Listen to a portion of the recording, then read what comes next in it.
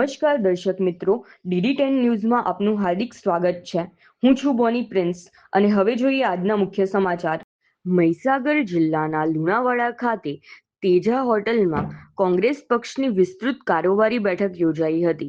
બેઠકમાં જિલ્લાના વિવિધ તાલુકા અને શહેરના કોંગ્રેસના હોદ્દેદારો મોટી સંખ્યામાં ઉપસ્થિત રહ્યા હતા।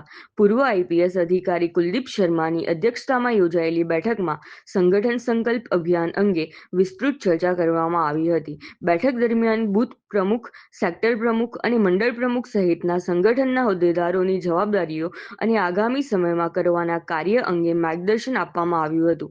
આ બેઠકનું આયોજન 122 લુણાવાડા વિધાનસભાના ધારાસભ્ય ગુલાબસિંહ ચૌહાણ અને જિલ્લા કોંગ્રેસ પ્રમુખ હર્ષદ પટેલની ઉપસ્થિતિમાં કરવામાં આવ્યું હતું।